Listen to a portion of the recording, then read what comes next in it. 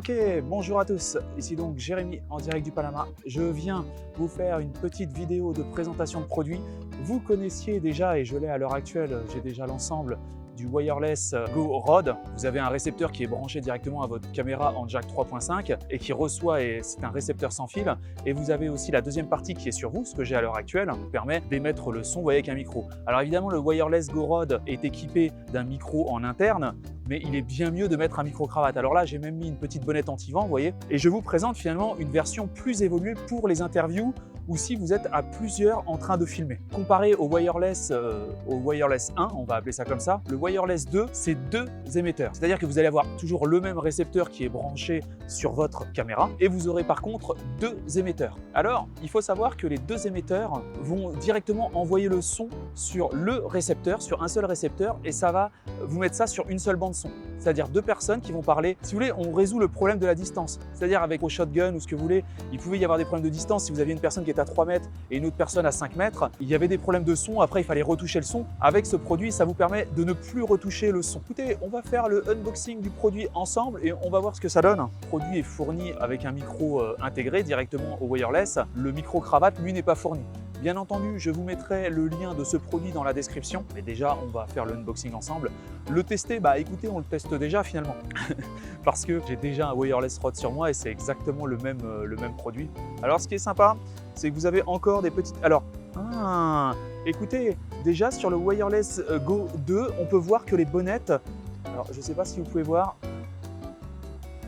Le style des bonnettes a changé parce qu'en fait sur les Wireless Go Rod 1, sur les premières versions, les bonnettes sur les micros intégrés s'enlevaient. Alors pas sur celle-là, mais sur le, si vous voulez, sur le micro intégré, les bonnettes s'enlevaient et on voit que le mécanisme a changé. Alors j'espère que ça va mieux se passer. Le défaut ne m'apportait que peu, étant donné que j'utilisais finalement surtout le micro-cravate, parce que le micro-cravate offre une isolation du son quand même bien plus propre qu'avec le micro intégré, hein, il faut le savoir. Nous avons le premier paquet à l'intérieur. Nous avons donc les deux micros, donc deux bonnettes pour les deux émetteurs. À vrai dire, je me trompe, nous avons même 3 bonnettes. Okay. Donc on voit que le mécanisme sur le Wireless Go Rod 2, on voit que le mécanisme a changé. Là, carrément, c'est un petit cercle. Avant, il y avait des petits clips et là, c'est un petit cercle qui tourne. On voit toujours le jack 3.5 avec le micro intégré. Écoutez, on va essayer directement d'intégrer la bonnette pour voir si... C'était vraiment le seul défaut donné à ce produit, c'était la mise en place de la petite bonnette ici, anti-vent. On va voir si c'est résolu. C'est parti. Donc apparemment, vous avez juste un petit rond à mettre. Eh oui, le problème est résolu. Alors en fait, vous voyez, vous avez juste un petit rond, vous faites tourner comme ça, et là, la bonnette ne s'enlève plus. Vous voyez, normalement, avec le premier, finalement, au premier petit truc, ça s'en allait. Et là, vous voyez, on peut tirer un petit peu dessus, ça ne s'en va pas. On a enfin résolu. Alors finalement, je me dis même que ce Wireless Go Rod 2, je ne vais plus utiliser le 1, je vais utiliser le 2 parce que si avec celui-là, il y a la bonnette qui marche nickel, peut-être que ça peut m'éviter de mettre le micro-cravate, enfin je ne sais pas encore. En fait, je vais mettre un seul émetteur quand je suis tout seul et je vais utiliser le 2. Et s'il y a quelqu'un qui me rejoint, hop, je peux mettre le 3. On aperçoit en fait, vous voyez, là, on a le couplage du numéro 1 et du numéro 2 pour évidemment coupler les deux. Là, nous avons le connecteur qui vous permet de brancher ça en jack 3.5 sur votre caméra. L'USB-C, toujours rechargeable par USB-C. Donc, il faut savoir que c'est des batteries à lithium que vous rechargez. L'autonomie, à mon avis, va être, évidemment, étant donné que la technologie n'a pas changé, et l'autonomie va être pareille que les Wireless Go Rod 1. Et franchement, c'est le top. Nous avons à l'intérieur tous les câbles. Quand vous avez enlevé là, donc là, vous avez la bonnette sur celui-là.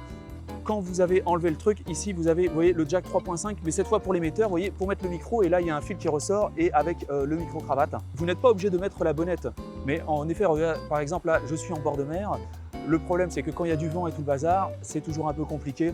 Mieux vaut mettre la bonnette en effet quand il y a du vent ou tout ça. Franchement, ça vous évitera les retouches et les denoise sur Premiere ou HitFilm et tout ça. Ce système, on peut dire, est spécial pour les interviews. Fini d'avoir 2-3 bandes son, vous voyez ce que je veux dire, et après il faut retoucher. Sur le coup, ce système vaut un peu cher. En termes de gain de temps, quand vous enregistrez les personnes, c'est vraiment le top du top. Nous avons tous les câbles, 3 USB-C. Ces câbles USB-C vous serviront à recharger votre Wireless Go Rod. Nous avons, alors ça très important, ne le perdez pas, ce petit câble vous sert à connecter directement sur votre téléphone ou sur ça vous permet de brancher ça à la caméra. Nous avons à l'intérieur le manuel. La prise en main est très simple.